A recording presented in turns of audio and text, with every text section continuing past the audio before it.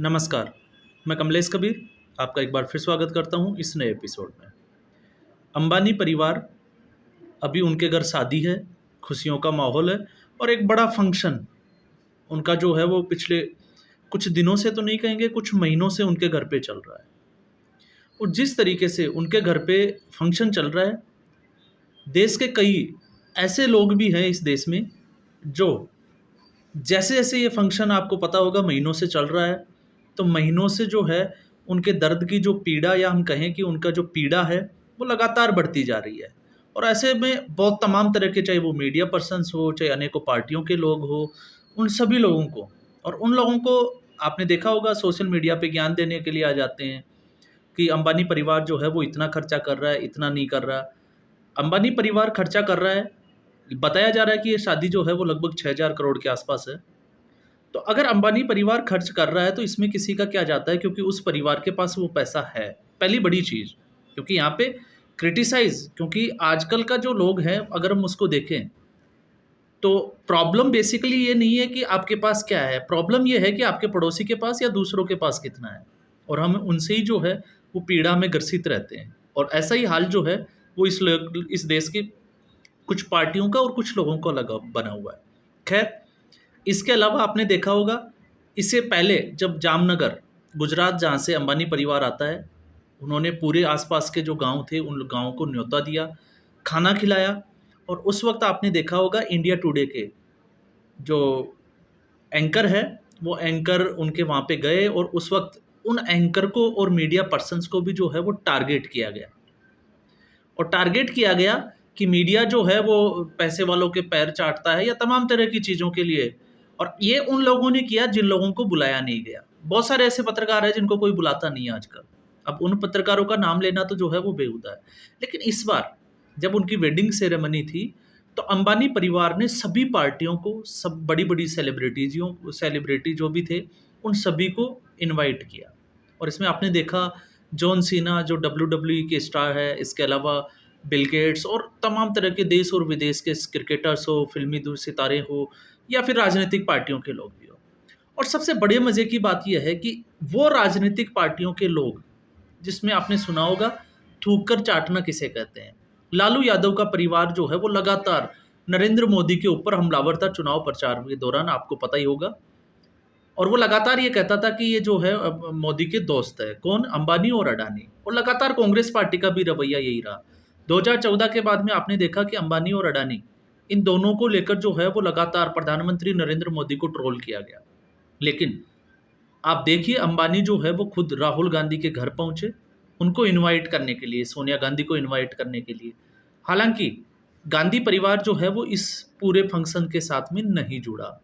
लेकिन उनका विपक्षी गठबंधन, जिस गठबंधन की ये सीटों की बात करते हैं और मॉरलिटी के आधार पे जो है वो अपनी जीत बताते हैं, उसी गठबंधन के लालू प्रसाद यादव अपने पूरे कुनबे के साथ जो है वो अंबानी के घर पहुँच गया। जो कल तक जो है वो अंबानी को गालियाँ दे रहे थे प्रधानमंत्री नरेंद्र मोदी के इशारे पे काम करने का, या प्रधानमंत्री नरेंद्र मोदी जो है वो गुजरातियों के लिए काम कर रहे थे, और आज वो जो है वो वहीं पे, अब आप इसको क्या कहोगे, पत्तल चाटने के लिए गए थे या फिर अपनी राजनीतिक रोटियाँ सेकने के लिए गए थे। ममता बनर्जी खुद जो है वो इस फंक्शन में पहुंची। और एक बड़ी और न्यूज़ मैं आपको बता देता हूँ, जिस तरीके से बाई इलेक्शन के बाद में, आपको पता होगा पश्चिमी बंगाल में जो बाई इलेक्शन हुए, उसके बाद में वहाँ पे टीएमसी की जीत हुई और भारतीय जनता पार्टी की हार हुई। तो इसमें जो है वो कांग्रेस पार्टी की तरफ से एक ट्वीट किया गया था इंडिया अलायंस को लेके, कि इंडिया अलायंस की जो है वो पश्चिमी बंगाल में भी जीत हुई है। और उसके बाद में टीएमसी के ही नेताओं के जो है वो इस पे रिप्लाई आने लगे, और रिप्लाई में उनका जवाब था कि वो किस गठबंधन की जीत की ओर इशारा कर रहे हैं, जबकि टीएमसी के खिलाफ कांग्रेस पार्टी खुद जो है वो ज़मीनी स्तर पर चुनाव लड़ रही थी। तो गठबंधन तो जो है वो रहा ही नहीं। तो यही बात हमें समझने की है कि अब ये गठबंधन बचा कहाँ है।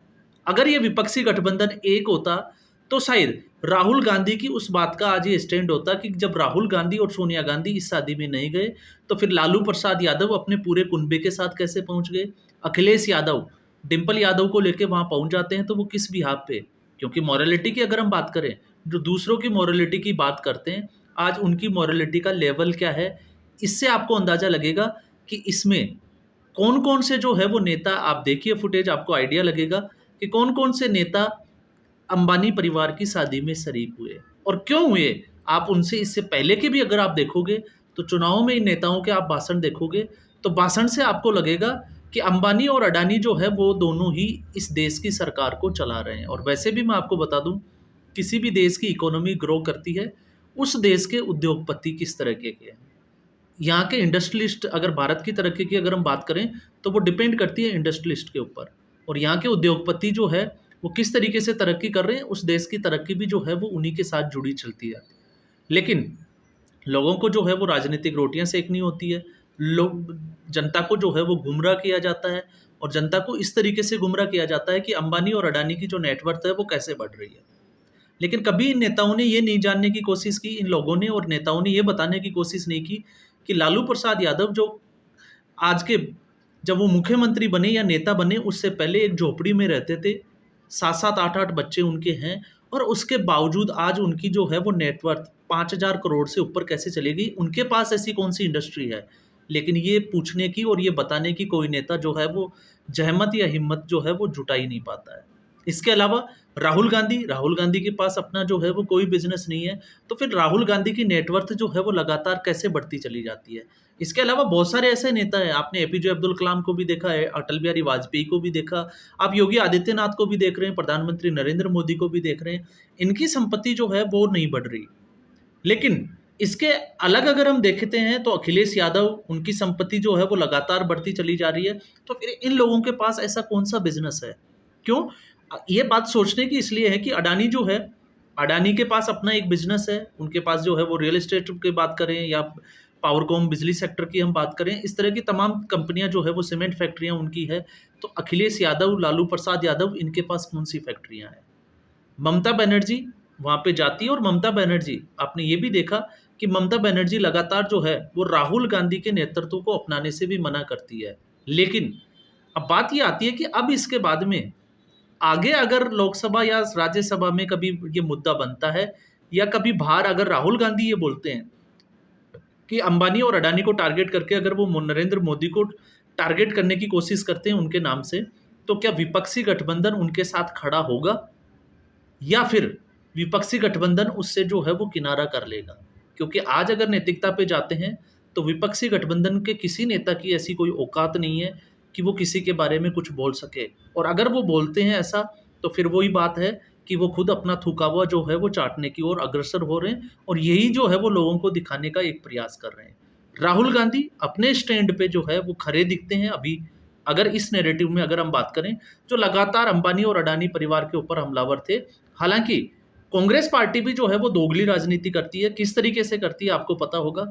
जब विधानसभा चुनाव चल रहे थे राजस्थान और छत्तीसगढ़, जहां राहुल गांधी जो है वो लगातार अडानी को जो है वो अटैक कर रहे थे, ठीक उसी वक्त अशोक गहलोत जो है वो अडानी के साथ मीटिंग करते हैं, प्रोजेक्ट पे जो है वो साइन करते हैं, प्रोजेक्ट लेके आते हैं राजस्थान में। और ठीक ऐसे ही छत्तीसगढ़ में जो है वो हाल चल रहा था। तेलंगाना के जो मुख्यमंत्री बने हैं रेवंत रेड्डी, आपने देखा होगा, वो भी विदेशों में जाकर गौतम अडानी के साथ जो है वो मीटिंग करते हुए दिखाई देते हैं। और गौतम अडानी को जो है वो अपने तेलंगाना में जो है वो इन्वेस्टमेंट के लिए जो है वो एक एमओयू पे साइन करते हैं।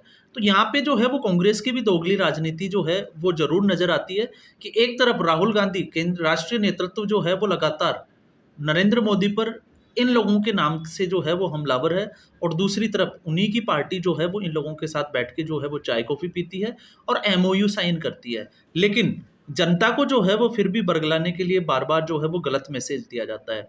और ये शादी जो है, ये भले ही अंबानी परिवार की है, अंबानी परिवार ने जो है वो पैसा कमाया, अपना पैसा खर्च कर रहे हैं, तो उनको किसी भी शादी से या उनकी किसी बात से, उनके किसी फंक्शन से जो है वो किसी को दुख नहीं होना चाहिए। लेकिन दुख क्यों है? दुख इसलिए है कि एक तो उन्होंने जो शादी की वो सनातन तरीके से की, दूसरी उन्होंने जो शादी की उसमें देश विदेश के बड़े मेहमानों को बुलाया गया, लगातार जो है वो पैसा खर्च कर रहे हैं। और इन्हीं चीज़ों से दुखी वो लोग हैं जिन लोगों को, जिन मीडिया कर्मियों को एक फहरिस्त, एक लिस्ट बनी हुई है, जिनको शायद कोई बुलाता भी नहीं है और बुलाना पसंद भी नहीं करता है। तो फिर वो बैठ के जो है वो इस तरह के वीडियो बनाते हैं, इस तरह के ट्वीट करते हैं, और ट्वीट वो इसी तरीके के करते हैं कि इतना पैसा क्यों खर्च किया जा रहा है, गरीबों में बांटना चाहिए था। अब ये गरीबों में बांटते हैं या नहीं बांटते हैं, वो रिलायंस का अपना अब जो है एक जिसको कहें कि अंबानी परिवार का अपना एक डिसीजन होता है। और बात ऐसी भी नहीं है कि अंबानी परिवार जो है वो कुछ नहीं कर रहा, करने को बहुत कुछ कर रहा है, बस ज़रूरत होती है फैक्ट्स को जाँचने की, उनको परखने की और फिर उसके बाद में इन नेताओं के ऊपर भरोसा करने की। लेकिन आज की स्थिति जो है वो विपक्ष की बहुत अच्छी नहीं है। जिस तरीके से ये टारगेट कर रहे हैं नरेंद्र मोदी और एनडीए गठबंधन को, लेकिन इससे भी बुरी स्थिति आप विधानसभा चुनाव का वेट करिए जहाँ पे ये 1 टू 1 फाइट में आएँगे, क्योंकि लोकसभा में तो इनको पता था कि नरेंद्र मोदी को हराना बहुत मुश्किल है। लेकिन जैसे ही विधानसभा आगामी जो विधानसभा हरियाणा के होंगे, झारखंड में, दिल्ली में जो चुनाव होंगे, उसमें जब ये 1 टू 1 में फाइट में आएगी ये पार्टियाँ, तो उसके बाद में देखिए कि इनकी राजनीतिक का जो स्तर है और एक-दूसरे के ऊपर आरोप किस तरह के लगाए जाते हैं, बड़े ही जो है वो हास्यास्पद और रोचक होने वाले हैं। तो आज के एपिसोड में बस इतना ही। उम्मीद करूँगा ये एपिसोड आपको पसंद आया होगा। वीडियो को लाइक करें, शेयर करें, चैनल ज़रूर सब्सक्राइब करें। धन्यवाद।